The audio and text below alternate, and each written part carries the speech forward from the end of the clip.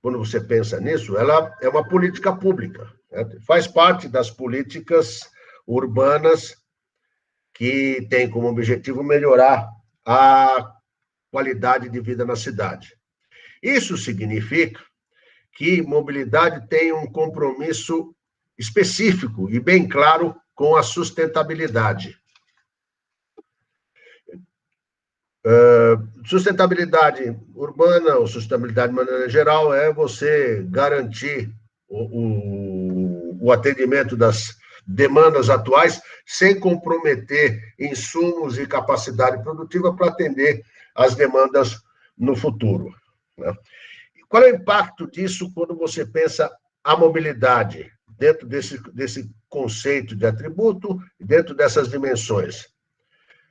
Você tem que prover deslocamento que dê o menor impacto ambiental, de segurança, tem a acessibilidade universal, e por acessibilidade universal, a gente entende a acessibilidade física, né, e a acessibilidade financeira, né, que é a modicidade tarifária para os serviços de transporte, quando você usa um serviço para fazer deslocamento.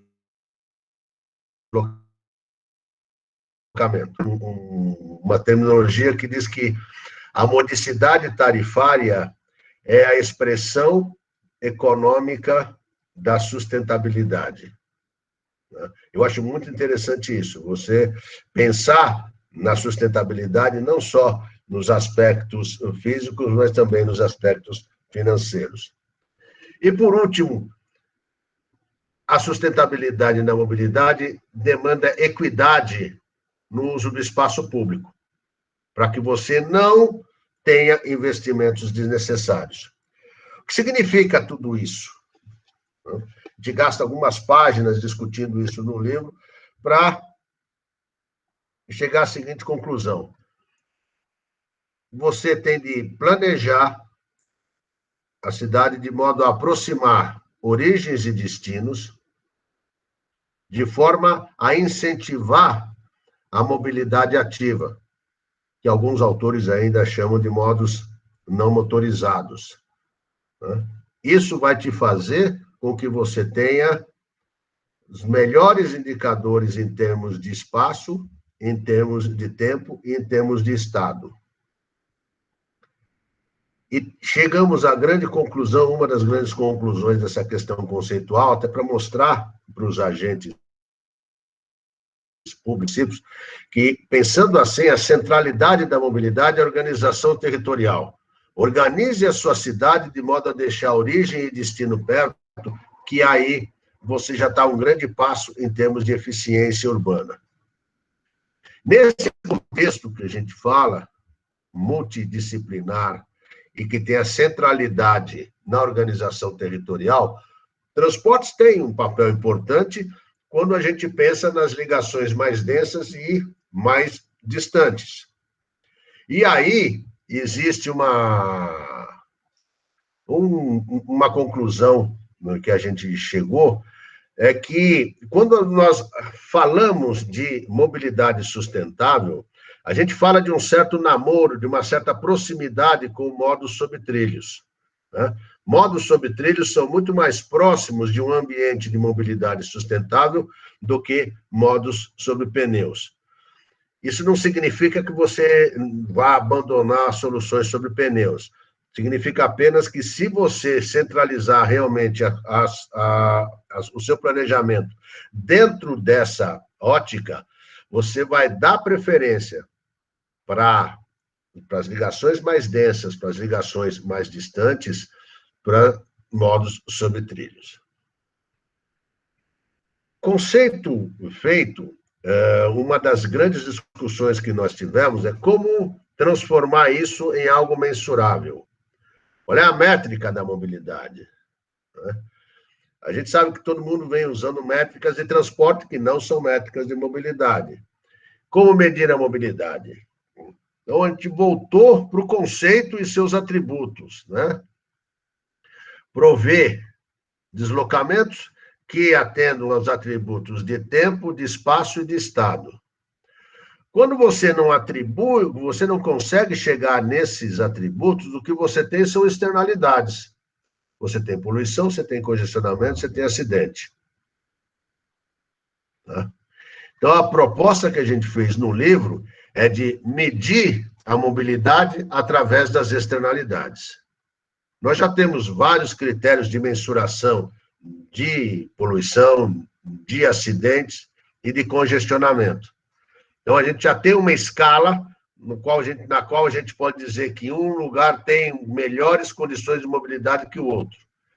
E a gente pode comparar projetos de mobilidade em função daquilo que ele pode implicar na redução das externalidades. Esse esforço que nós fizemos foi para entregar para o agente público do município ou do estado uma visão conceitual mais próxima daquilo que refletia a história e a academia.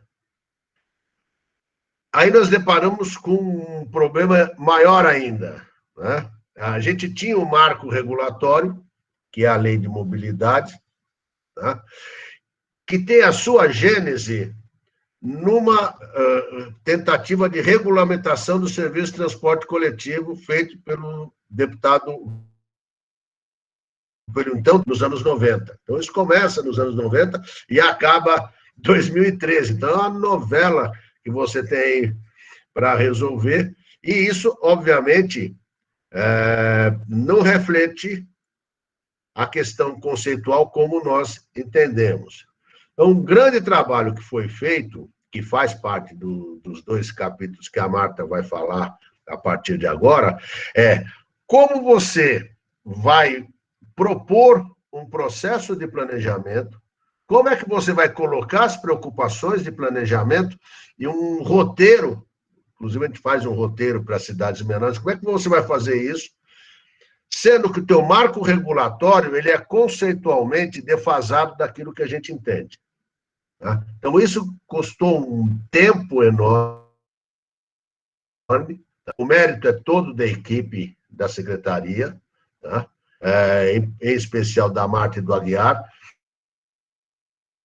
que eu falo gastar é gastar mesmo, gastar tempo entendendo legislação, vendo a questão de aplicação, as questões de inconstitucionalidade, e gerar algo que fosse didático para todos os municípios.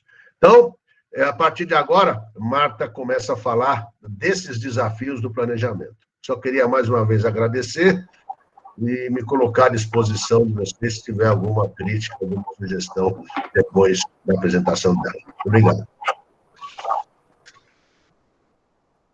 Bom, boa noite a todos e todas. Queria cumprimentar, em particular, o Vicente, o Pirola, a Silvia, Alexandre. Agradecer o Marco, que é sempre um guerreiro na organização desses eventos, né, Marco? Agradecer o Cláudio também, que tem sido um grande divulgador do nosso livro e do nosso trabalho. E saudar principalmente os meus parceiros de livro, que foi, assim, o Aguiar é um parceiro desde 2008, quando nós entramos no Ministério da Cidade juntos, né? E nós fomos parceiros nas angústias e nas alegrias de toda essa transformação, né? O Dario, quando entrou sendo nosso chefe, virou mestre lá para nós e se transformou num parceiro aí, num trabalho que a gente teve muita satisfação de fazer, porque é uma coletânea, vamos dizer assim, de uma construção, né? Porque nós, até vou falar de legislação, que parece sempre uma coisa um pouco chata, mas a história dessa legislação, desse marco legal da mobilidade, explica muito o caminho, né? O caminho dessa transformação desse conceito de planejar o transporte para planejar a mobilidade. Eu queria, embora ausente, eu queria também fazer aqui um agradecimento ao mestre dos mestres, que é o Ciro Lourenza, que foi que escreveu o prefácio do nosso livro. Eu tenho muita gratidão a ele, porque eu acho que agregou muito valor aí ao nosso trabalho.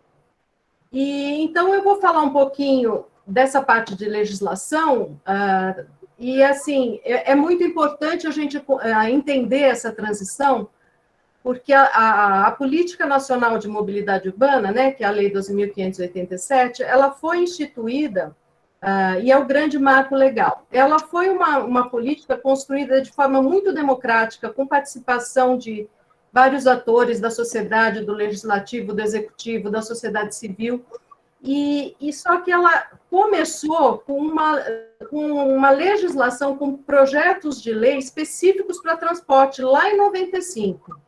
Então, ela foi uma lei publicada em 2012, para a gente ver como foi tardia essa política de mobilidade urbana, né? Mas ela sofreu toda essa transformação conceitual nesse meio do caminho, nesse trajeto. Então, nós tivemos, eu e a Guia, muita sorte de estar lá em 2008 e acompanhar essa transformação até do próprio poder público, não só federal, mas poder público de todas as esferas. A gente viu essa mudança de percepção, que ainda está em construção, né? Mas foi um momento muito interessante para a mobilidade.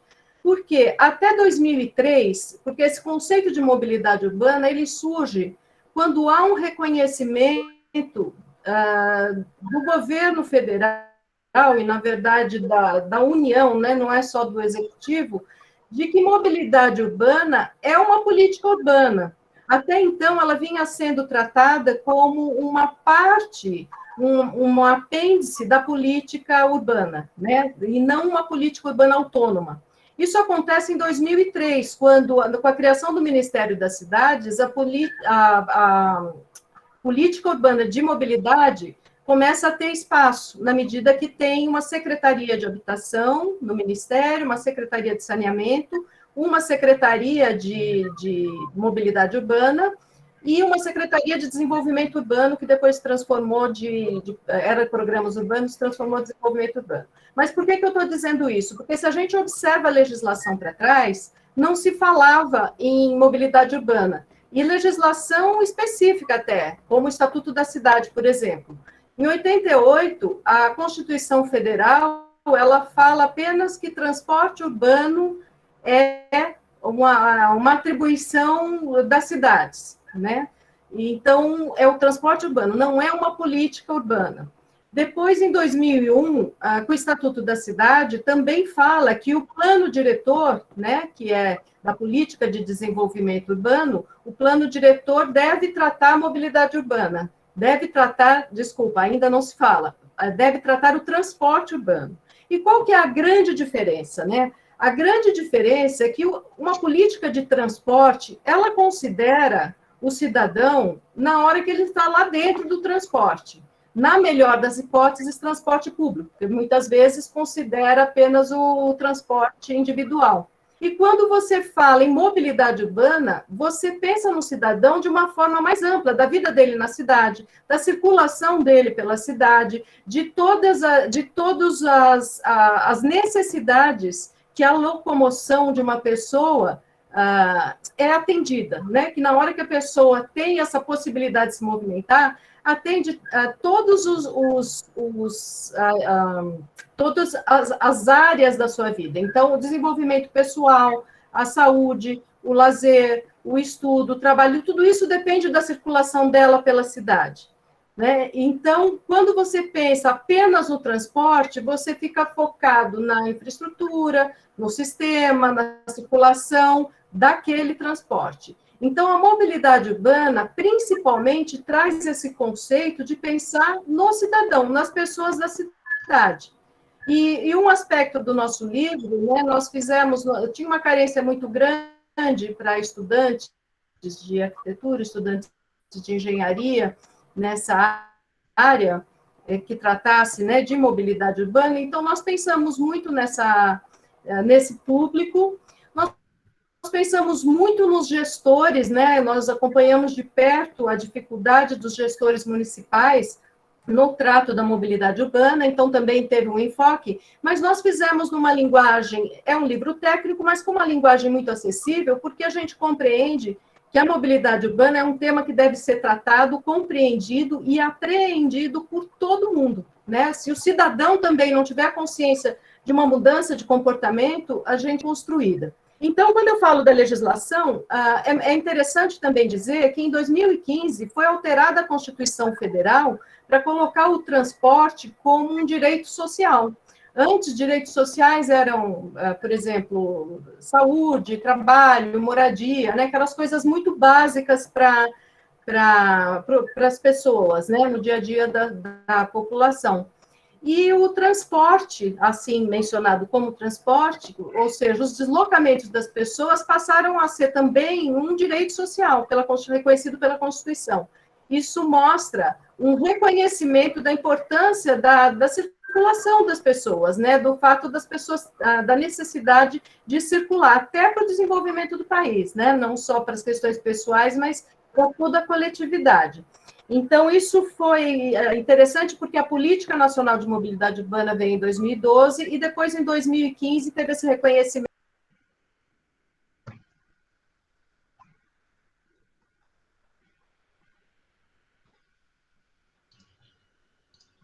Pessoal, só um minuto, ela deve ter caído a conexão, já está, mas ela volta, tá? Eu já recebi algumas perguntas aqui, quem quiser fazer perguntas, é só escrever, iniciar no chat com a palavra pergunta e escrever, fazer a pergunta que quiser, tá? A gente está divulgando também que o próximo encontro será dia 25 de fevereiro, numa quinta-feira após a Semana do Carnaval, e o tema será Maglev no Japão. Oi, gente, peço desculpa. Está de volta, passo a palavra de novo aí para a continuação da Marta.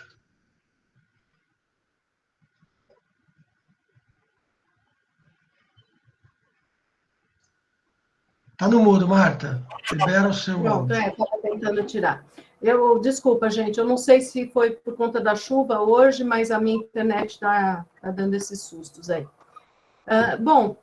Continuando, eu estava falando meio cronologicamente da questão do arcabouço legal da mobilidade urbana, né? Em 2015 ainda, um grande avanço saiu o Estatuto da Metrópole, conhecendo as regiões metropolitanas como de grande impacto também na circulação das pessoas e nas atividades diárias, já que as regiões metropolitanas têm uma densidade demográfica muito grande, né?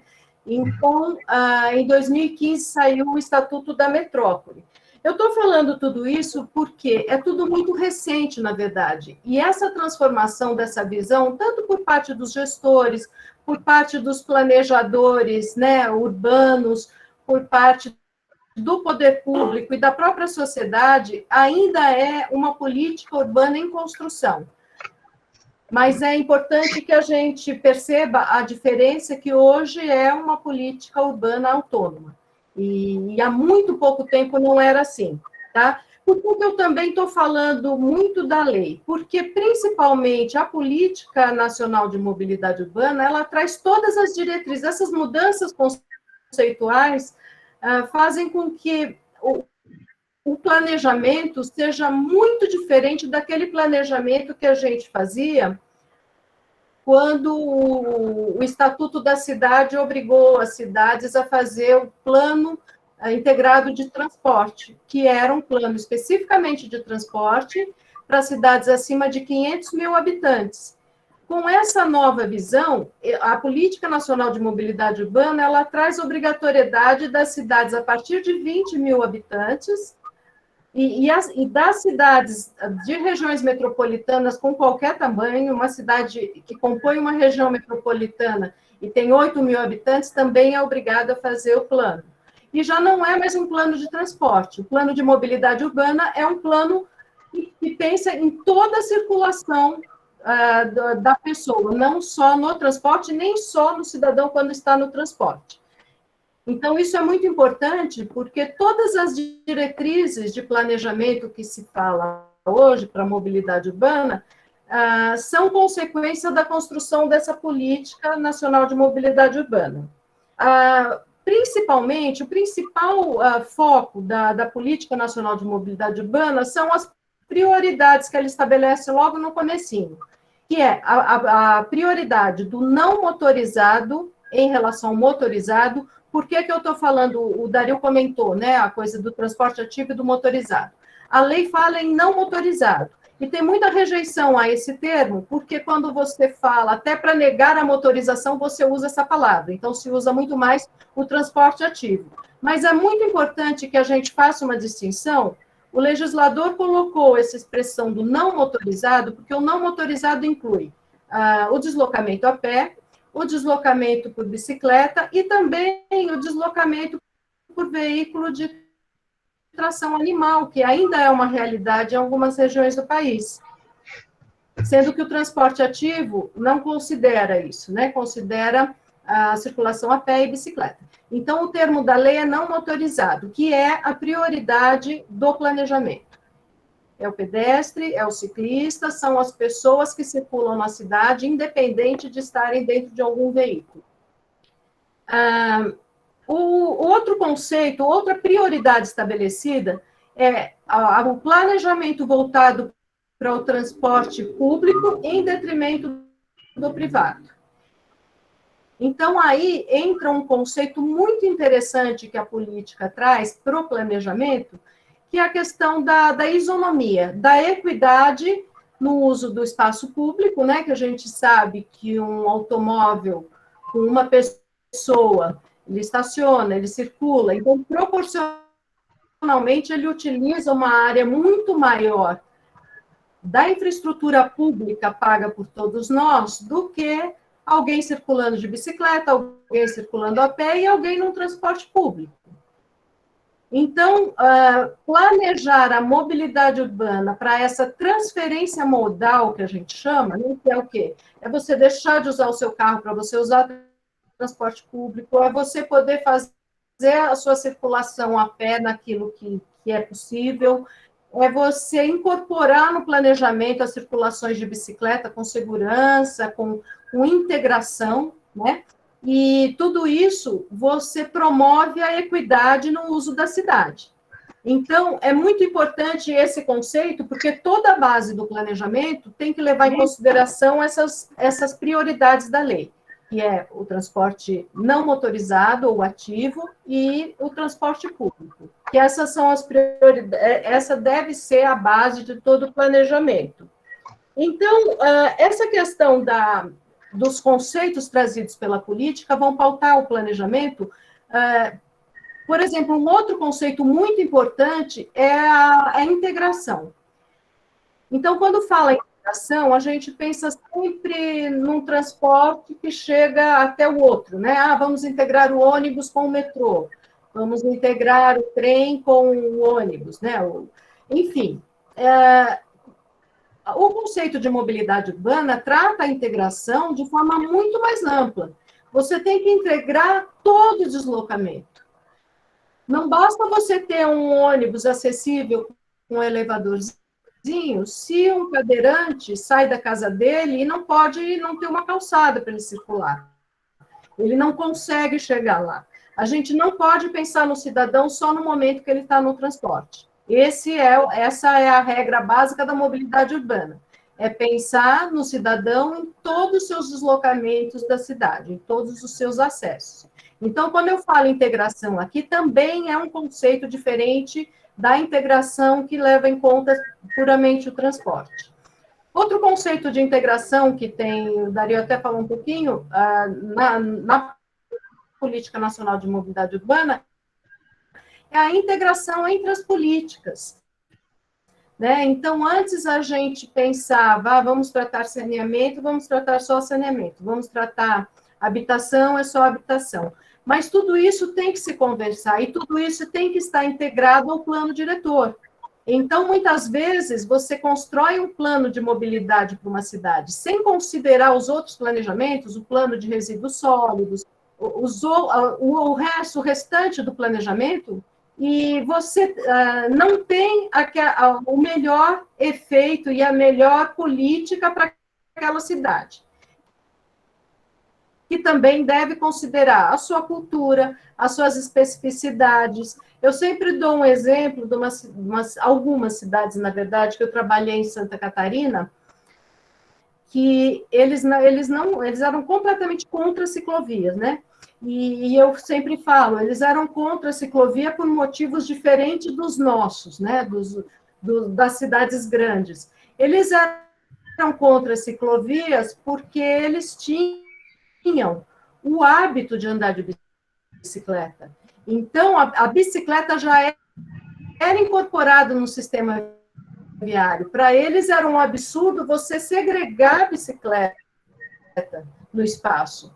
Os carros, os ônibus, toda a circulação ali das vias já estavam habituados e tinham realmente que se habituar a ter aquele espaço para bicicleta, porque era da cultura deles. Eram cidades assim com origem alemã, né? E eles já vinham com isso de que a circulação de bicicleta é vista com muito mais naturalidade nas vias da cidade. Claro que isso é uma especificidade de uma cultura, de uma característica de uma região, de algumas cidades. Então, isso é muito importante considerar quando você pensa no planejamento. Você tem que considerar a cultura da cidade, os fatores econômicos, a formação, a história da cidade. Então, é muito importante que se leve em consideração no planejamento todas essas características. Eu estava falando da igualdade, da equidade no uso da infraestrutura, e a política nacional também coloca como função principal e importantíssima do planejamento a igualdade, a redução de desigualdades, né? Então, você dá acesso a toda a população de forma isonômica. Então, aí tem a questão da modicidade tarifária, que não tem uma discussão muito que surgiu também com a política, que não se fazia assim de forma ampla antes, que é qual é o sentido, né, de quem não tem benefício tarifário pagar pelos benefícios tarifários. Quer dizer, é uma discussão de que os benefícios tarifários eles deveriam ser concedidos com um aporte ou um subsídio, como é o Vale Transporte, por exemplo, que é um subsídio da empresa para os seus funcionários. Mas se a gente considerar um trabalhador informal, ele não tem nenhum benefício tarifário, mas a tarifa, ordenha a tarifa para todos, e ele também paga por outros que têm os benefícios. Então, tem uma discussão aí de equidade que é algo muito importante da gente considerar na utilização do transporte público. E essas discussões só foram colocadas na política quando você pensa na sociedade como um todo e na utilização da cidade pelo cidadão. Porque se você pensar só no transporte, você vai pensar no custeio, você vai pensar na receita e você vai ignorar todo esse contexto. Então, a política de mobilidade urbana, ela também é um instrumento de inclusão. Trata a questão de gênero, né? Então, você vai fazer um planejamento, a gente sabe dos problemas que existem em transporte público, principalmente com relação à mulher. Outro exemplo que eu também sempre dou é lá em Brasília, no Distrito Federal, né, não só Brasília, mas todo o Distrito Federal, tinha os ônibus, né? Eu nem sei se ainda é assim, tá? Mas o que eles fizeram? A partir das 10 horas da noite, os ônibus não precisavam parar no ponto para as mulheres descerem. Elas poderiam escolher o melhor lugar para descer, para ficar mais próximo da sua casa, para correr menos risco. Então, também é uma discussão, né? Tem gente que é contra, a favor, mas por que só a mulher, não sei o quê. Mas é importante que você utilize toda a circulação urbana como uma forma de redução de desigualdade e de garantia de acesso, né? Quando a gente fala em acesso, a gente fala também em microacessibilidade, né? Acesso a pessoas que têm mobilidade reduzida, idosos, pessoas que têm alguma dificuldade na circulação. Por isso que eu falo, não cabe mais a gente pensar a integração hoje de um modal para outro modal, de um transporte para outro transporte. A gente tem que pensar como um todo. integrando, inclusive, bicicletas. Quantos trajetos curtos podem ser feitos por grande número de pessoas de bicicleta até chegar a um sistema troncal, né? Como um alimentador de um sistema maior. Isso é importante. Então, a gente hoje tem que pensar a integração de forma mais macro, mais sistêmica, considerando toda a cidade e o trajeto em todo o seu percurso, e não só quando está ou numa estação, ou num ponto, e dali para o transporte. Então, isso é um conceito também que a gente tem que ter em mente para poder planejar a mobilidade. Outra coisa muito importante que a política traz também como base para o gestor da mobilidade ter para o planejamento é a sustentabilidade, né? Então, quando o Dario falou, é muito interessante, porque não é só sustentabilidade ambiental, né? No sentido de reduzir emissões, que isso é muito importante, tem uma série de mecanismos, inclusive a própria política fala como atribuição da União desenvolver novas tecnologias para redução de emissões, né? Mas também a sustentabilidade do sistema, né? A sustentabilidade financeira, a sustentabilidade ambiental, todos os tipos de sustentabilidade para que você garanta a continuidade daquela oferta de serviço e de espaço para a população. Bom, outra questão muito importante que a gente tem que pensar em todo o planejamento, que também a política traz em várias previsões ali, é a questão da segurança, né? Então, fala muito de segurança viária, mas fala também, né? O planejamento também tem que considerar a segurança pública, que é algo que, quando a gente pensa no transporte, a gente não pensa nisso. Então, um usuário de um metrô, por exemplo, ele pode deixar de usar o metrô e optar por outro modo, porque no trajeto, depois que ele desce do metrô, ele pode pegar uma rua perigosa, uma calçada escura. Enfim, todos esses fatores influenciam na escolha do cidadão e, por consequência, influenciam no planejamento, no custeio e na estrutura do transporte. Então, é muito importante que a mobilidade pense no todo. Outro fator importante, assim, que também vem em muitas previsões da Lei da Política Nacional, é a participação da sociedade. Então, tem um artigo que fala, inclusive, dos direitos do usuário, né?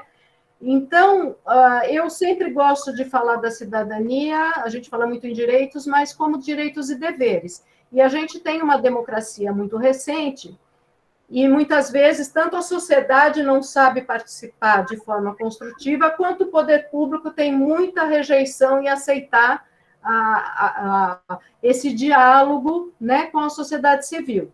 Então, é um outro fator fundamental no planejamento, que é garantir essa participação da sociedade, por meio de oficinas, ou por intermédio de conselhos, né? Muitas cidades têm lá seus conselhos de transporte, conselho de trânsito, conselho de mobilidade, é muito importante porque tem a sua representatividade, que também deve ser avaliada. Outro fator de planejamento previsto na política nacional fala da gestão da demanda por mobilidade. Então, enumera alguns exemplos, alguns instrumentos de gestão, que é uma forma de dizer para o gestor que ele pode lançar mão de algum instrumento para poder reduzir a circulação em determinados lugares ou transferir para outros, né? Então, tudo isso tem que ser visto de forma sistêmica e avaliando os impactos. A gente tem em São Paulo um exemplo de um dos instrumentos de gestão mais antigos, né, que se tem notícia no Brasil, que é o rodízio, né, de carros. E é interessante porque esses instrumentos de gestão, quando a gente fala em gerir a demanda por mobilidade, geralmente são dois motivos principais. Ou impactos ambientais, que se a gente pensar, o rodízio de carros em São Paulo não surgiu por congestionamento, a origem lá atrás foi por questão ambiental, né? E depois, claro, que isso virou um instrumento para reduzir também a circulação, ou por questões ambientais, ou por questões de congestionamento, que são fatores, finalidades muito negativas, não só para a circulação, mas com custo para a sociedade muito alto, né? Já que, se a gente for mensurar financeiramente o custo dos congestionamentos, a gente fica muito assustado quando vê, porque é um impacto negativo para toda a sociedade, quer dizer, todos estão pagando por aquele custo, por horas de trabalho, por emissões de gases, até financeiramente você pode mensurar. Então, isso é muito importante. Olha, eu, assim, poderia falar muito mais aqui, porque é um assunto muito extenso, que está muito, claro, muito mais detalhado lá no livro, mas eu queria só colocar duas questões, assim, que dá muita, por último, né, para a gente poder, assim, bater um papo, poder trocar ideias. Eu vou encerrando, e eu queria colocar só duas questões, assim, bem importantes, que dão muita confusão conceitual, né?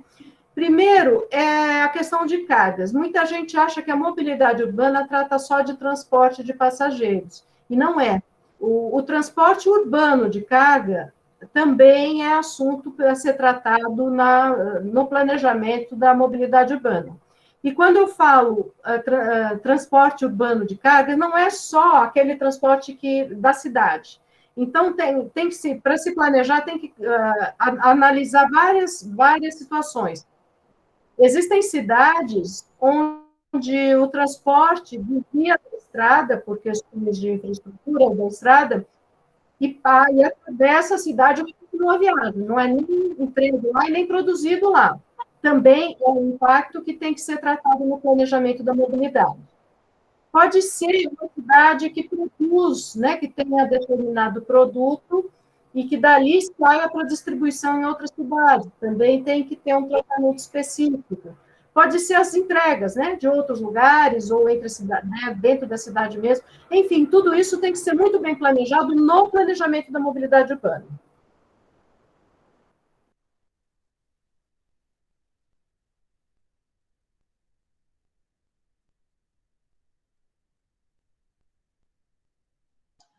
Marta, seu microfone... Por que isso é importante? Porque quando você considera que em São Paulo é tudo muito conurbado, da região norte, por exemplo, você tem 2 polos urbanos, né, na mesma região metropolitana, 2 cidades, muitas vezes com uma floresta no meio, muitas vezes com uma área rural extensa no meio. Agora, o transporte que sai de um ponto urbano e leva a outro ponto urbano, esse deslocamento, ele é considerado pela mobilidade urbana, porque ele é a característica desse deslocamento de caráter urbano é aquilo rotineiro. Se você sai de uma cidade e estuda na outra, é um caráter urbano, porque faz parte considerado no planejamento da mobilidade urbana. Bom, eu vou ficar por aqui, estou à disposição aí para questionamentos, para a gente conversar sobre o que vocês quiserem. Obrigada. Marta, as perguntas, todas feitas pelo chat, eu te encaminhei. Eu peço que elas sejam respondidas agora, como prioridade. Se ainda houver tempo, após você... Mas, Marcos, você quer que a gente olhe as perguntas aqui e vá respondendo? Isso. Eu te mandei no WhatsApp, que elas ficam separadinhas, mais fáceis de responder. Está me ouvindo? Dá prioridade para elas. Havendo tempo ainda, a gente abre o microfone. Quem quiser fazer algum comentário, alguma pergunta... Vocês estão me ouvindo? Depois... Estamos ouvindo, sim, Marta, estamos ouvindo. Tá? Então, depois que você responder essas que estão por aí por escrito, a gente abre, se houver tempo, para mais perguntas, tá bom?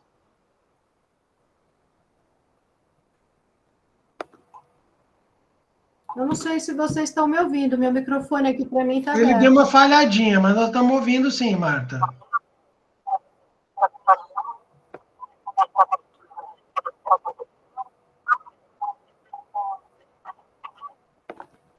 Não, Marta, não tá bom não. Acho que você tem que começar de novo aí.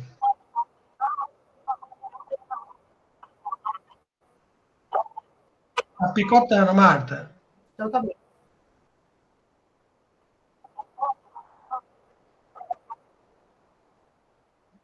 Tá bom. Bom, Dario, vamos dividir. Pede para nós, a imagem que melhora o som. Tá. Tem a pergunta do Juvenal, se há algum plano de mobilidade para Campinas. Dario, você sabe? Tá falhando o som aí? Não, o Dario está no mudo. Libera seu Se microfone. basta tirar o som, a imagem melhora o som. Sim, a maioria das pessoas está com a imagem fechada. Não é esse o problema, não. É só... Pronto, Dario, pode falar. Seu microfone está aberto. Pode falar. Falar o quê? Sobre Campinas? Alô? Acho que a Marta passou a pergunta aí para Para mim? ver se tinha algum Tá. comentário. Então, são duas. Eu vou tentar responder, porque eu andei vendo aí, vou tentar responder bem rápido. As cidades, todas as grandes cidades do estado estão com plano de mobilidade feito. Tá? Qual é o grande problema que tem nisso? Você tem, no caso específico de Campinas, não existe um plano metropolitano. Existem o plano de mobilidade municipal, até porque o marco regulatório estabeleceu a responsabilidade do município. E então você tem uma série de problemas nas cidades que têm conurbação. Como é que nós estamos tratando isso? No final do governo Temer, foi feita uma medida provisória que não foi votada, ela caducou, que ela resolvia alguns problemas das questões de conurbação, né, especificamente para resolver um projeto de um VLT que ligaria Brasília até próximo de Goiânia, uma cidade em Goiás. Então, por conta disso, foi feita uma medida provisória, como eu já falei, a medida caducou. O que nós estamos, nesse momento, fazendo? Uma proposta para o governo do Estado, que aprovou em março de 19 uma lei que que autorizou o Executivo a desenvolver e implantar uma política metropolitana de mobilidade. Então, hoje se trabalha na elaboração de uma minuta de decreto ou documento semelhante, para que você possa resolver os problemas das conurbações e das regiões metropolitanas. Então, embora aqui no caso de São Paulo, todas as grandes cidades têm um plano de mobilidade, é muito difícil na prática você ter a plena aplicação do plano por essas questões, e eu penso que agora, a partir desse ano, a gente vai conseguir, pelo menos, estabelecer uma regra aí, um critério para que você consiga compatibilizar planos de cidades conurbadas.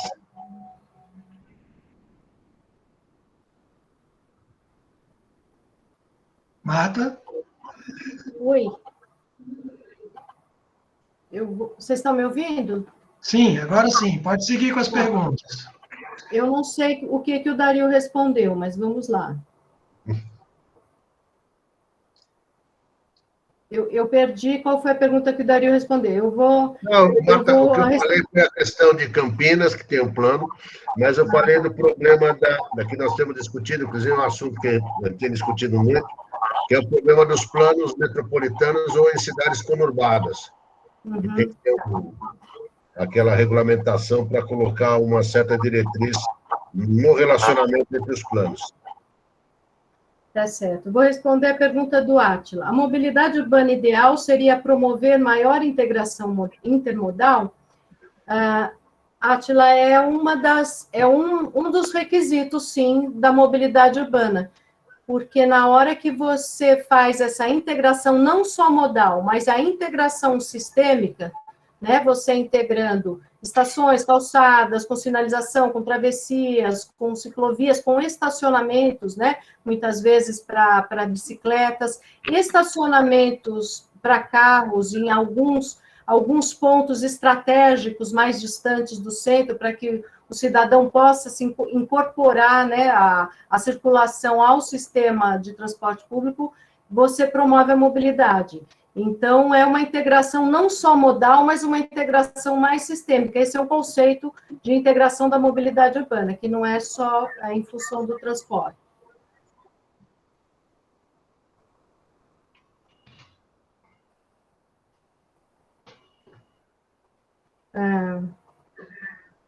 Deixa eu ver.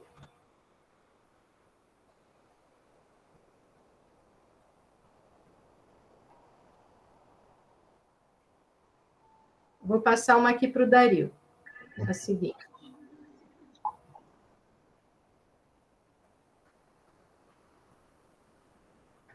Você recebeu?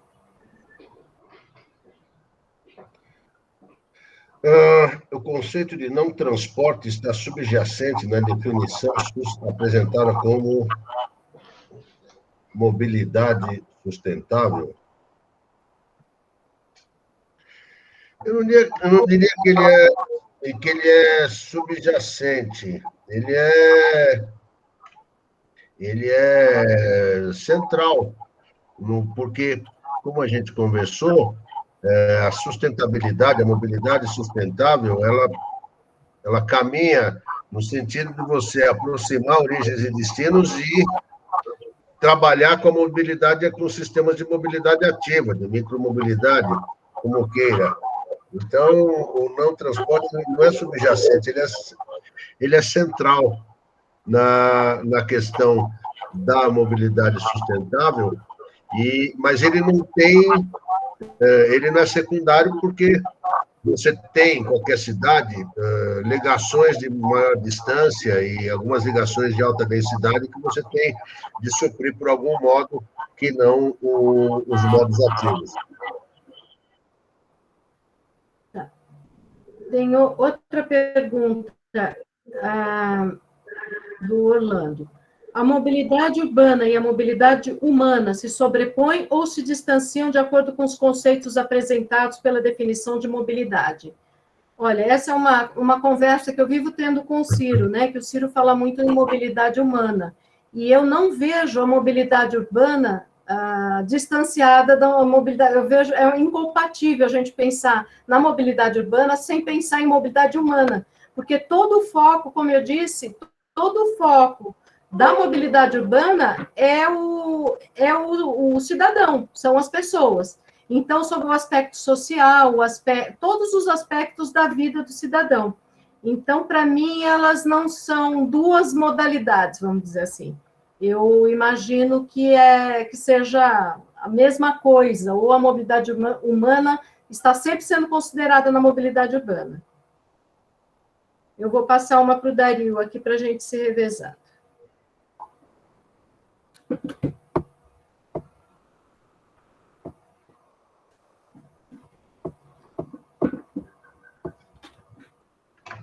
Essa é do Átila, você passou no meio? Posso chegar na estação do metrô Butantã de bicicleta, onde tem bicicletário, ou o metrô...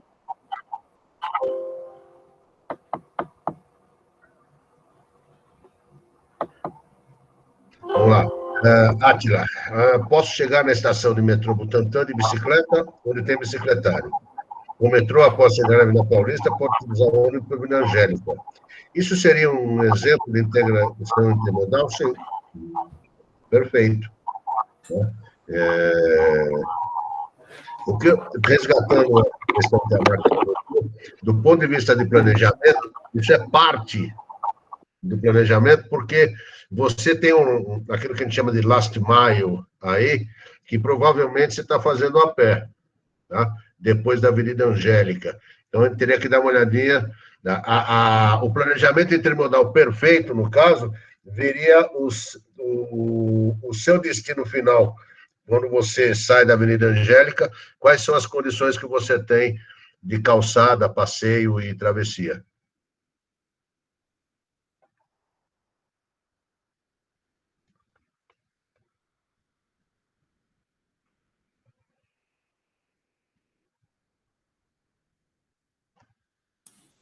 Microfone. Tem que abrir o microfone.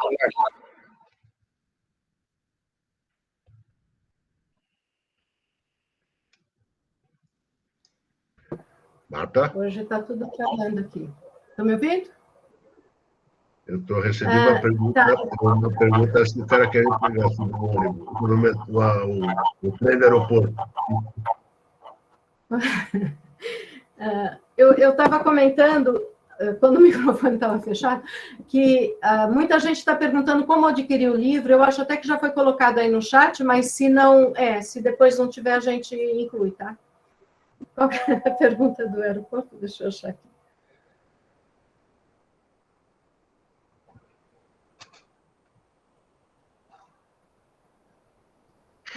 O Juvenal pergunta, esses planos também devem valer para macro-regiões? Os planos regionais, sim, né? Os planos que a política de mobilidade urbana prevê são os planos municipais, mas esses planos que nós estamos falando de uma política estadual de mobilidade metropolitana, sim. O conceito é sempre esse, né? E a gente fala das regiões, porque a região metropolitana da cidade de São Paulo é muito grande e as sub-regiões, né, são muito específicas. Então, na medida que se faz planos regionais, você atende muito mais às necessidades de cada uma das regiões, né? Eu não consigo imaginar um plano para toda a região metropolitana de São Paulo, embora outras regiões metropolitanas, em geral, é assim, é um plano regional para a região metropolitana. Mas a região metropolitana da capital, ela tem características muito diversas. Então, eu acho que atende melhor a necessidade de cada uma das regiões se forem feitos de forma separadas, por regiões, né? A Baixada Santista, região do ABC, enfim, cada uma sendo tratada isoladamente. Eu acho que o planejamento vai ficar mais adequado.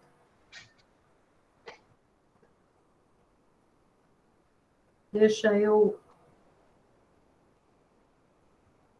Vou mandar aqui uma para o Dario.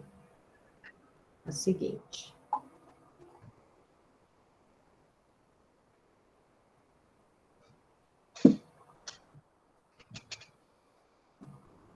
Mobilidade urbana está contemplada no conceito de Smart City e assim utilizar dados de Big Data. Sim. O conceito de Smart City, como essa questão de tecnologia, ele vai muito ao encontro da gestão dos sistemas de mobilidade. A questão de uso de Big Data, nós fazemos isso já há algum tempo.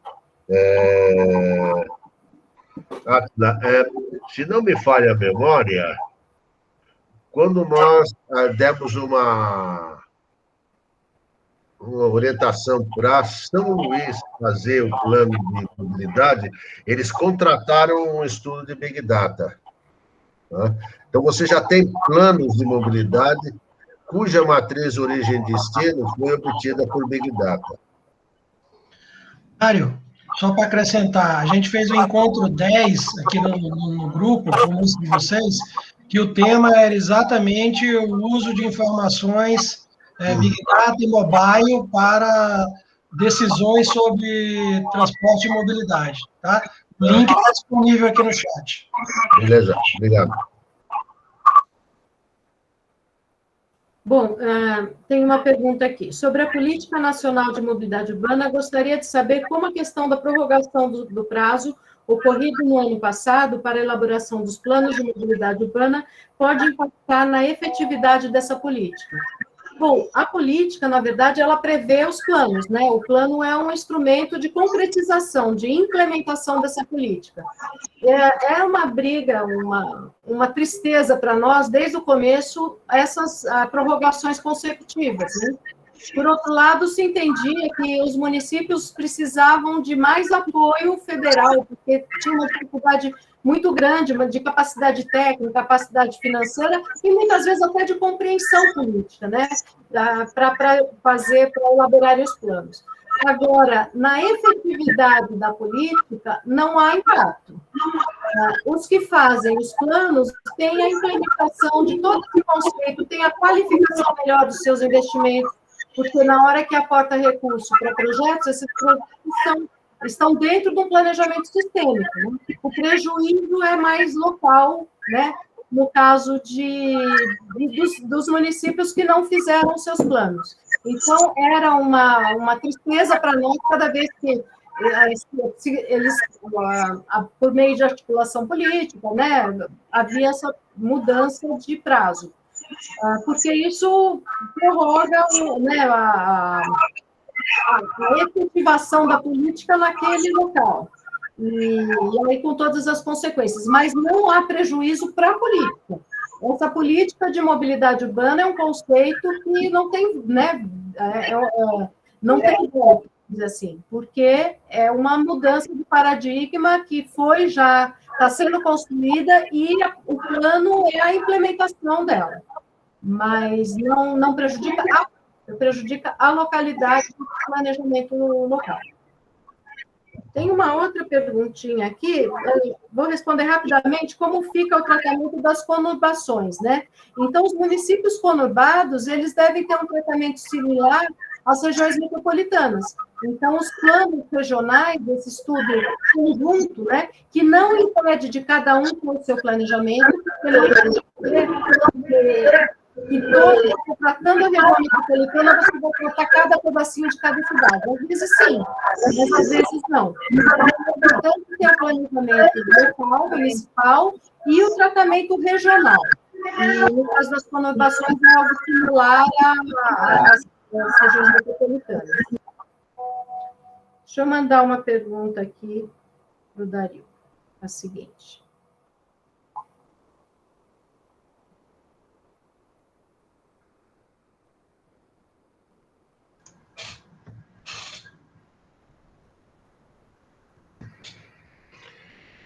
Licínio, pergunta de quem chegou agora. Existem estudos sobre integração física e tarifária entre os diversos modos de transporte municipal e intermunicipal de São Paulo? Tem exemplos práticos? O bilhete único, tudo isso é integração tarifária e além da integração física. Você tem bastante coisa feita aqui em São Paulo, que é pioneiro nessa história toda de integração tarifária. Tem aqui um comentário do Júnior, que não é uma pergunta. Ele fala: a participação da União deve ir além da análise e liberação de recursos para os promotores e obras de infraestrutura urbana. O governo federal precisa construir uma coordenação nacional de mobilidade urbana com participação dos mais entes, estados e municípios. Concordo plenamente, viu, Júnior? Inclusive, a nossa equipe fazia exatamente isso. Seminários de sensibilização, oficinas para as cidades, para justamente fazer essa implementação da política, né? Para disseminar a política nacional. E, enfim, existem bons e maus momentos, né? A gente fica muito sujeito à linha de um determinado governo. Agora, por exemplo, nesse governo, a própria Secretaria de Mobilidade Urbana foi extinta. Depois que extinguiram o Ministério das Cidades, a Secretaria também foi extinta, né? Ficou apenas um departamento de mobilidade.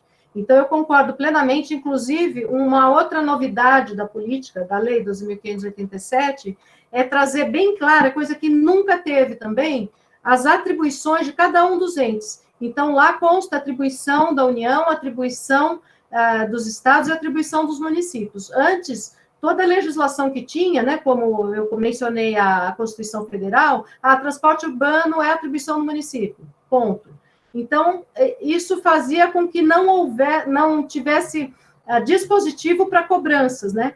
E nessa lei tem atribuição da União, sim, apoiar tecnicamente, apoiar financeiramente, tem uma série de atribuições à União, o Estado e o município. Essa lei ela é inovadora também por isso, porque pela primeira vez ela compartilha uma responsabilidade que realmente é de todas as esferas. Eu concordo com você, Júnior. Tem uma pergunta do Fábio Rezende. Como os autores veem a questão da velocidade de inovação da tecnologia, Uber, carros e bicicletas compartilhadas, versus a velocidade de atualização da legislação? Olha, Fábio, você sabe que eu acho que a nossa legislação aliás, eu achar não quer dizer nada, mas outros países muito evoluídos acham também que a nossa legislação é muito adiantada. Eu tive um convite do governo alemão, numa época que a gente tinha uma cooperação com os alemães, para apresentar para o governo alemão a nossa política de mobilidade urbana, porque eles queriam construir uma lá e eles não tinham. Quer dizer, eles têm toda, né, toda a gestão, eles têm todo o conceito, mas eles sentem falta de ter uma política, uma lei que é uma política de mobilidade urbana. E recentemente eu fui convidada também para um evento com o governo mexicano, que também está querendo construir a política nacional de mobilidade urbana deles, eu fui convidada também para explicar um pouco a nossa. Então, eu não acho que falte legislação. Eu acho que a gente, olha, a questão de velocidade da inovação de tecnologia é uma questão muito estrutural, né? Não depende só da mobilidade urbana, depende das pesquisas, dos investimentos, depende de todo um contexto nacional que não é só da área de mobilidade urbana, né? Agora, você fala em Uber, carros e bicicletas compartilhadas. Tudo isso é uma construção, né? É uma construção de investimento. Então, eu não acho que a legislação está desatualizada. Até porque a legislação, ela não... As legislações locais, né?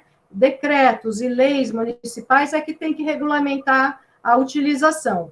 Agora, está tudo posto. A questão é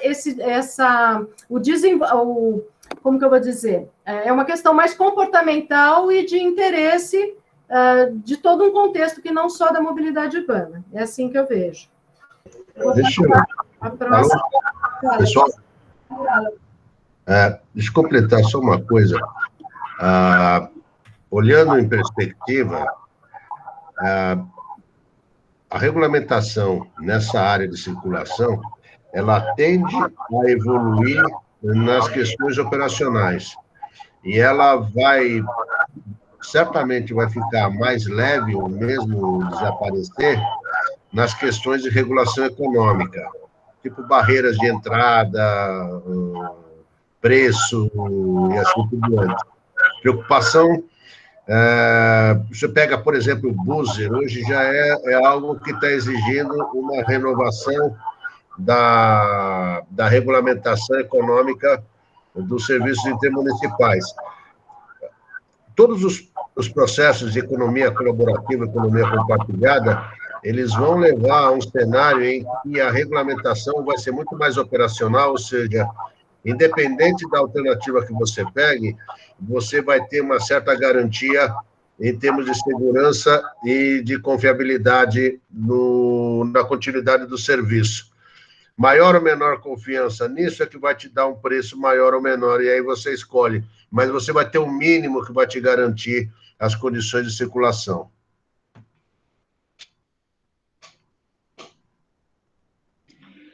Marta, abre seu microfone de novo. Tem uma pergunta. Para eu responder agora, Marta? Eu mandei para você. Tá bom, obrigado. Opa, vamos lá. Júnior Silva. Quais os caminhos para aumento da qualidade da mobilidade urbana nas regiões metropolitanas? O caminho passa pela construção da governança metropolitana, bilhete único, integrações tarifárias entre o sistema de transporte coletivo das regiões metropolitanas.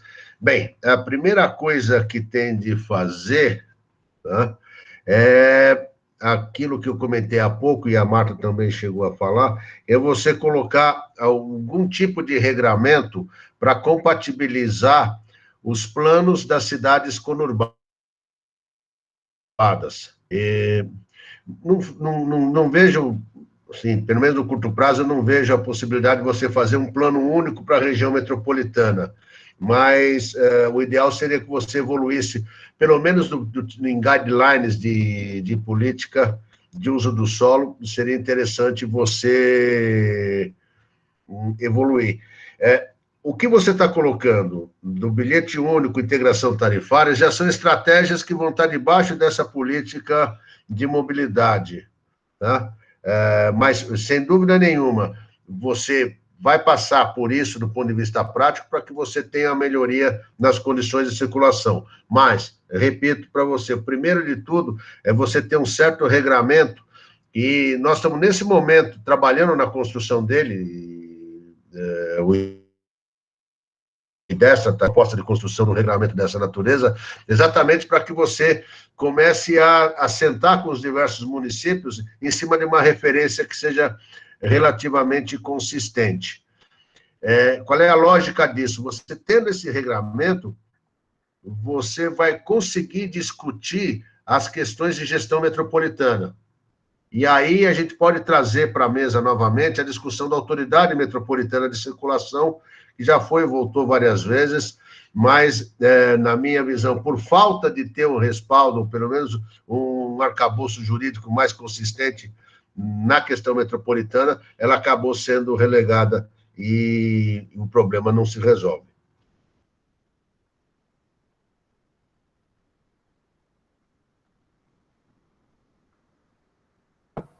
O Átila faz um comentário aqui.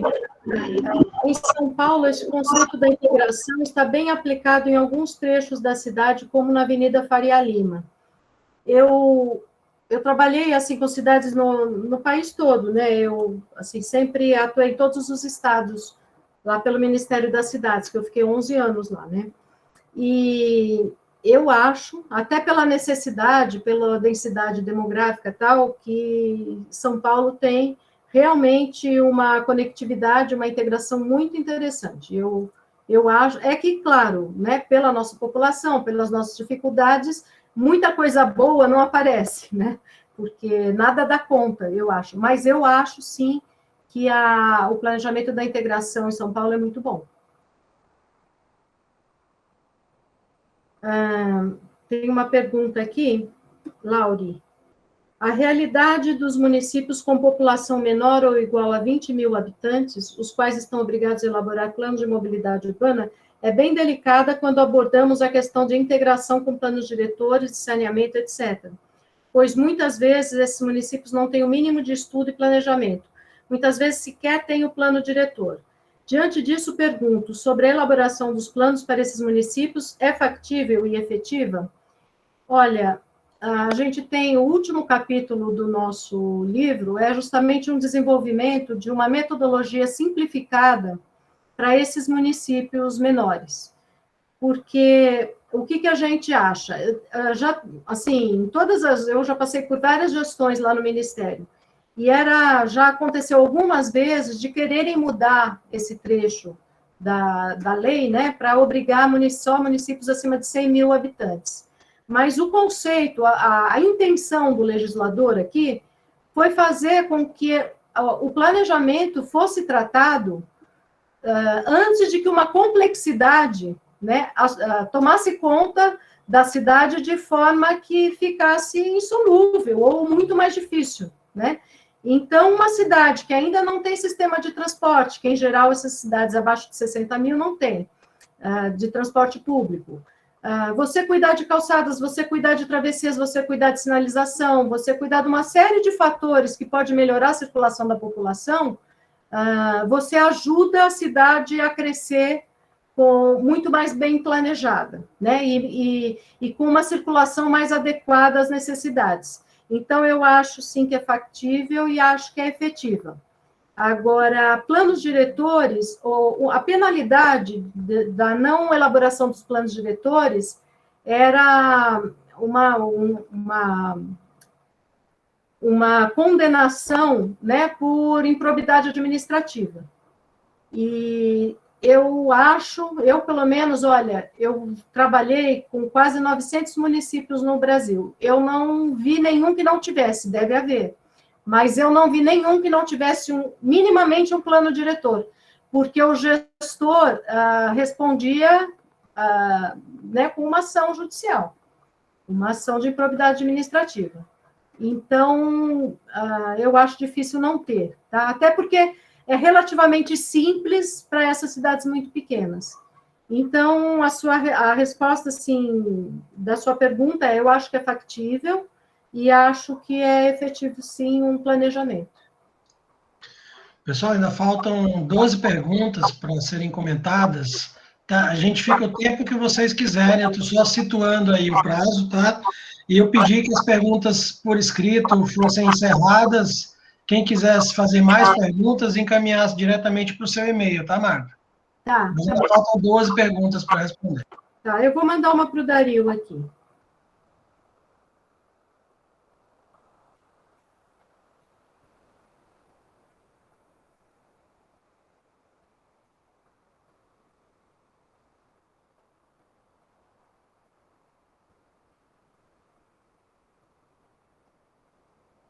Você recebeu, Dario?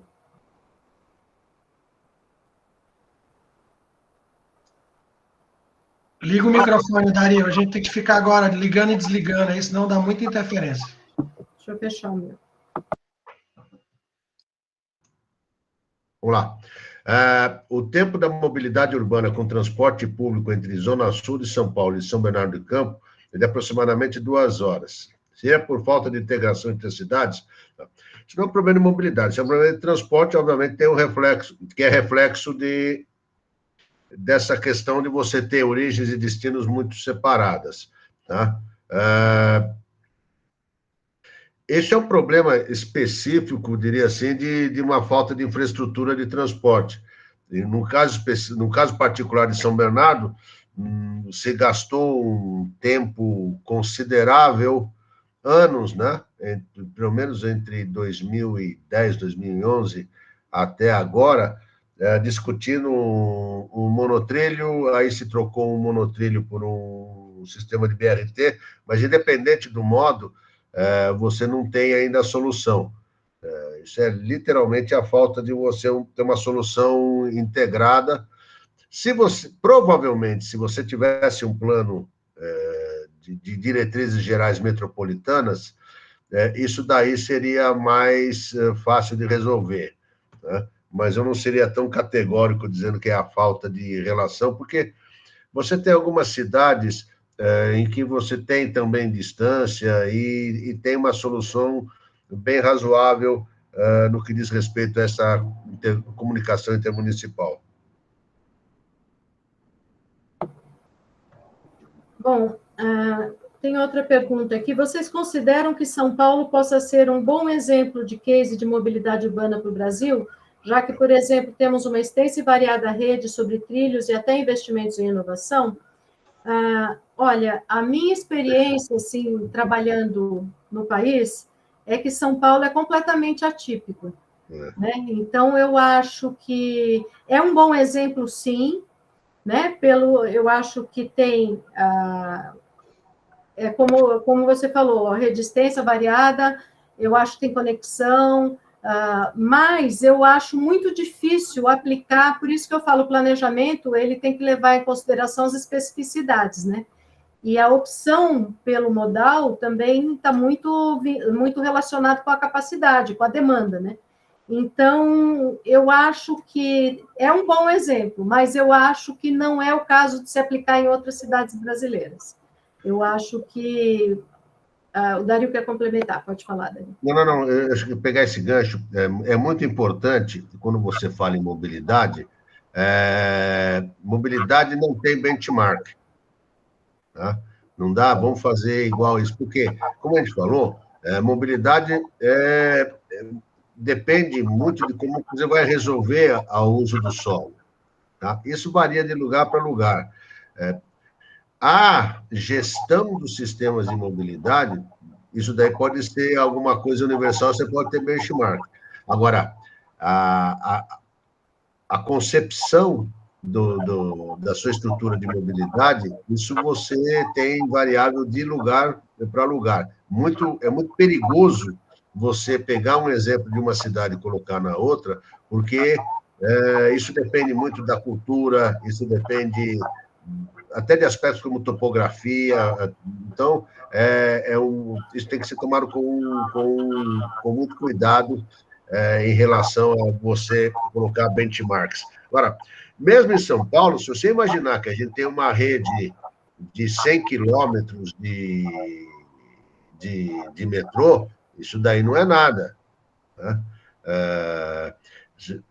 Sim, eu não tinha nascido ainda, mas no final dos anos 30, começo dos anos 40, São Paulo tinha em torno de 1 milhão de habitantes e tinha 300 quilômetros de bonde, né? Faça uma regra de 3 para ver quanto você teria de metrô hoje, como você teria a sua ligação, tá? Então, é um exemplo de gestão muito boa, até uma gestão de integração muito boa, mas a disponibilidade de infraestrutura, em particular para atendimento das grandes densidades, ainda deixa muito a desejar. Mas, repito, pegando o gancho da Marta, não corro o risco de usar exemplos no caso da mobilidade, porque isso é muito específico de cidade para cidade. Bom, eu estou pensando, ver o que vocês acham, da gente responder mais uma pergunta e depois responder por e-mail, até porque a gente ficou de sortear um livro, né, Marco? O Marco vai sortear um livro aí, e depois as pessoas começam... Eu já anunciei o sorteio, né? Foi a Fernanda que ganhou, Fernanda Cristina. Tá? Eu pus o link aí, quem quiser ver o resultado do sorteio, está lá no site, tá? Legal. E tá aí, depois a gente manda um e-mail para ela perguntando as informações que você precisa para enviar. Tá bom. Mas ela tá presente ainda aqui no evento. Bom, ela escreveu aqui no chat. Agradecendo até. Bom, então, eu vou responder mais uma pergunta e depois, que já está ficando um pouquinho tarde, depois a gente responde, inclusive eu vou compartilhar até com o nosso colega, o Aguiar, para ele ajudar nas respostas também, já que ele não pôde participar aqui hoje. Então, é do Cláudio, tá? A última pergunta. Ele pergunta, vocês enxergam que essa falta de um plano estruturado de mobilidade das cidades e até dos estados cria esse tipo de batalha entre modais? Por exemplo, Cuiabá e o famoso caso BRT e VLT. Cláudio, eu acho, sim, né? Eu acho que a opção por um modal, ou a opção por... Qualquer opção que você faça, se fizer fora de um planejamento, ela não é a ideal de forma sistêmica. Esse caso é muito específico, porque ele teve recurso federal na época que eu estava no Ministério, e o VLT veio depois. Não sei, muita gente não sabe, mas o projeto para a Copa, era um projeto para a Copa, de Cuiabá era um BRT, e que até, assim, estava bem dimensionado, a gente fez umas análises lá, não era nem eu que fiz, mas foi um colega, e até estava bem razoável para a região, para a utilização e tal. E, de repente, por questões políticas, né, que sempre tem, virou um VLT. E naquelas condições, aí foi muito mais desestruturado o projeto. E agora, essa discussão é para retornar a um estudo anterior. Eu acho que, assim, realmente, se tem um plano, um planejamento, e tem uma consistência naquilo, você vai escolher o modal, você vai escolher o sistema de acordo com a demanda, de acordo com a necessidade, de acordo né, tem todo um contexto que você analisa. Então, isso é algo que te prende àquele planejamento, quer dizer, você tem que fazer todo um estudo e aquilo tem que ser adequado. Então, a falta de um plano denota que é uma falta de planejamento, mas você pode planejar independente, né, do plano. A questão aqui não é porque faltou o plano, é porque foi feito sem planejamento nenhum, e voltou, e então ficou um projeto sem consistência. Eu acho que esse em particular. Agora, sem dúvida, a falta de um plano estruturado, pensado, adequado, é sim fator de uma série de problemas de investimentos que não tem um retorno adequado para a sociedade, ou pelo menos um retorno compatível, né, para a sociedade. Não sei se o Dario quer falar alguma coisa sobre isso. Não, eu acho que a ideia básica é essa, você precisa de um regramento, e tanto não é por conta da pergunta, mas tanto é que a nossa sensibilidade é nessa linha, que o trabalho hoje que o IDESTRA está fazendo, e que a gente está tentando formalizar, é exatamente criar uma sugestão de arcabouço para que você consiga compatibilizar as iniciativas municipais. Então, isso tende, com o tempo, resolver essa série de problemas que você tem. A questão modal ela é importante, mas eu penso que o mais importante de tudo é você trazer de volta a organização territorial do planejamento da circulação, né? Para quem não lembra, aqui em São Paulo, o maior problema que você tem, que carreta toda essa bagunça que a gente tem na cidade, da primeira fase de industrialização, que é no começo da Zona Leste, né? Em que cria Brás, Belém, esses bairros fabris, em que as pessoas moravam lá. Para a segunda fase de industrialização, que é depois da Segunda Guerra, que é depois de Santo Amaro, essa transferência de indústria se deu sem levar a população. A população continuou morando na Zona Leste, só que agora ia trabalhar na indústria em Santo Amaro, mais na saída do sul da cidade, porque era mais próximo da Anchieta, porque o nosso parque industrial estava voltado para exportação e para montagem de coisas importadas. Então, você criou aí, com esse descolamento entre política de uso e ocupação de solo da circulação, milhões de viagens diárias que são desnecessárias. Então, todo esse esforço que a gente está fazendo, mais do que discutir modo, é discutir proximidade, organização territorial, para que você dê mais condições de sustentabilidade no processo de circulação.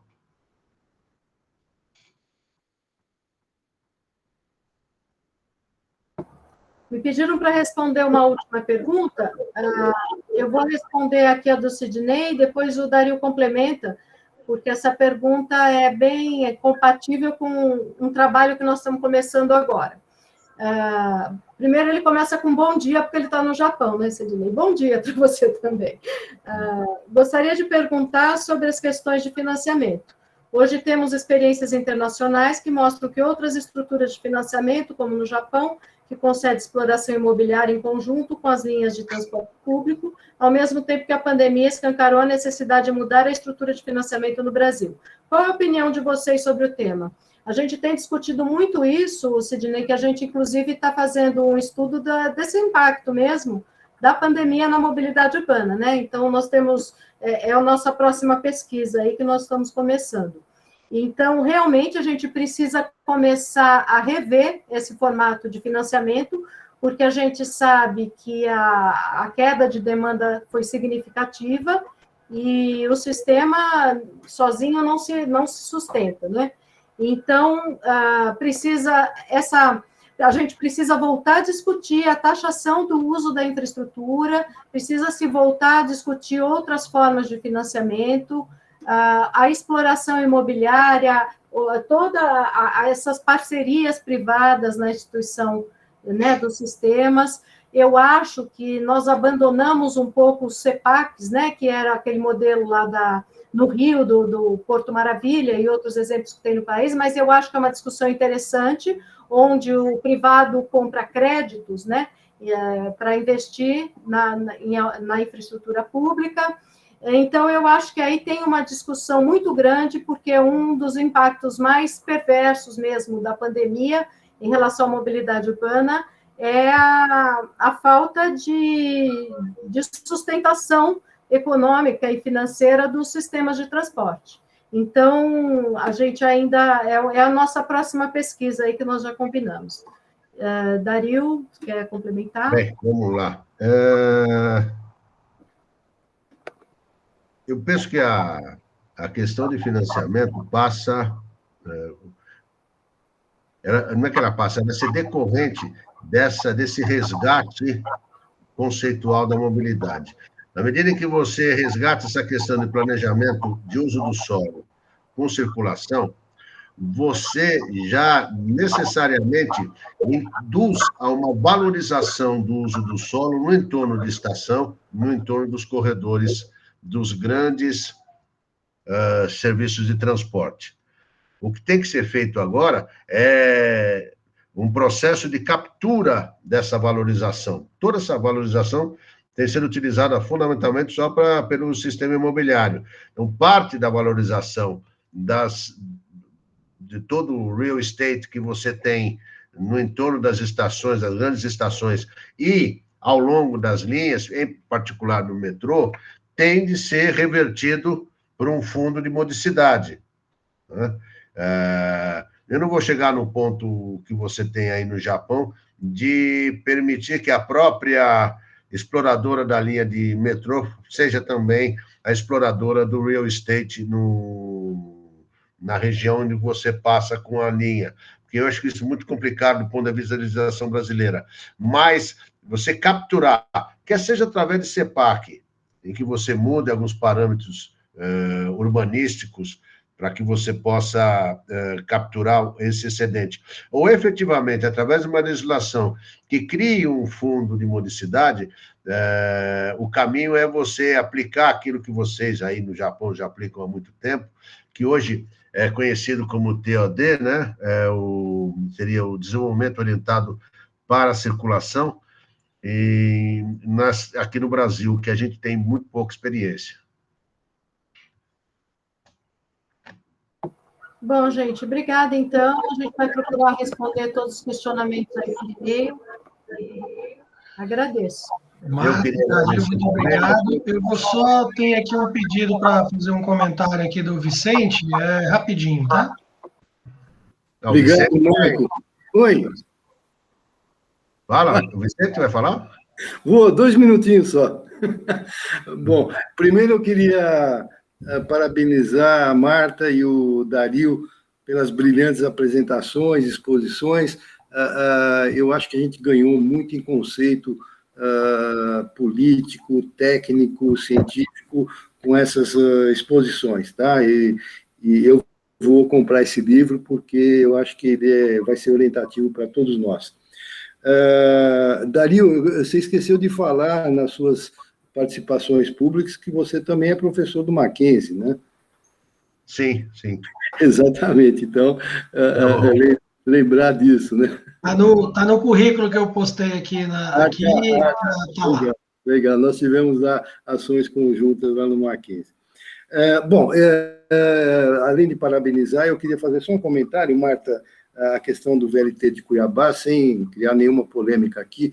O modelo definitivo que concedeu a permissão para se fazer o VLT foi um relatório técnico de uma conceituada empresa conceituada de consultoria. Foi uma consultoria feita, um relatório de 2013, está bem consubstanciado a questão do VLT. Houve problemas futuros, na realidade. Agora, isso não faz com que o governador atual, Mauro Mendes, venha com propostas de trocar por VLT pelo BRT sem mínimo embasamento técnico, inclusive sem projeto executivo que possa permitir que ele faça aquilo que ele fez agora em dezembro, que foi basicamente um PowerPoint que ele lançou, onde ele atribuiu 23 quesitos ao BRT e ao VLT. O BRT ganhou por 19, 4 houve empate. E o nosso grupo, do qual faz parte a Silvia, com muito prazer aqui, da EAMESP, e outras entidades, nós fizemos uma carta manifesto e uma contestação imparcial desses 23 atributos. A gente chegou à do VLT, uma empresa nem um consórcio de lá de Cuiabá. Nós estamos defendendo o sistema de VLT, que é muito mais amigável sobre todos os aspectos, ao meio ambiente e outras condições, com relação a um BRT ou um sistema de ônibus, qualquer que seja. Então, eu só queria fazer essa pequena, eu diria, com esse pequeno contraponto àquilo que foi falado. Na realidade, existe um relatório, nós temos esse relatório, são 210 páginas que conceituam o VLT como o veículo que tivesse a qualidade necessária e que, lamentavelmente, já há 6 anos está parado, e quem está sofrendo é a população, que não tem nenhum transporte digno em Cuiabá para poder se locomover. Mas a gente espera que, com essas manifestações nossas, haja um retrocesso nessa decisão do governador, apoiado por uma Assembleia Legislativa em que ele tem domínio, para poder fazer essa troca e não deixar de fazer essa troca de VLT por BRT, que seria uma aberração nesse sentido. Sem nenhuma polêmica, Marta. Tá? Por favor. Você está com o microfone fechado. Só queria comentar que eu não estou fazendo nenhum juízo de valor por um sistema ou outro. Tá. Meu ponto de vista foi pela fundamentação que chegou naquele momento. Porque como era para a Copa, era 2014, o BRT tinha sido muito bem fundamentado, aprovado tal, e a troca foi de última hora e sem elemento suficiente até para a nossa análise. Eu não estou fazendo nenhum juízo de valor, até porque eu nem conheço mas os trens, da cidade propriamente. Mas os trens estão lá desde antes da Copa, 280 carros, 40 trens, e todas as subestações, está tudo lá. Aliás, está tudo lá e não está aplicado por uma questão de impropriedade de quem não aprovou a continuidade desse projeto. Mas que os projetos chegaram para a seleção em 2010. E quando foi feita essa troca, não foi material suficiente e foi decidido assim mesmo. Então, eu não sei, eu não estou fazendo juízo de valor por um sistema ou outro, realmente não conheço, não sei. Eu estou falando sobre o ponto de vista da sustentação, da fundamentação que chegou para a nossa análise, né? Uhum. Então, antes era o BRT que estava muito bem fundamentado. Agora, não estou questionando se um sistema é melhor que o outro para a cidade, né? Foi esse na verdade, eu não sei o que é melhor, porque eu não conheço esse planejamento da cidade. Foi só... Ok. Obrigado de qualquer forma, tá? E, mais uma vez, parabéns a todos aí, Marco Aurélio, pela brilhante apresentação de hoje. Estaremos juntos dia 25 de fevereiro, né? Você postou aí que o próximo GTAV será dia 25, é isso? Isso mesmo, com mais um tema, mais uma apresentação direto do Japão aí com o nosso amigo Sidney, vai falar sobre o maglev japonês. Aí, ó. Obrigado, hein, gente. Obrigada aí. Parabéns, Marta, parabéns, Dario, obrigado pelas considerações e pelas suas explanações, viu? Muito obrigada. Obrigado, boa noite a todos. Boa noite, obrigado. Obrigado, Dario, obrigado, Marta. Tchau. Marco, parabéns. Obrigada, Marco. Boa noite, Obrigada, pessoal. Marco. Eu que agradeço a todos vocês, gente. Muito obrigado.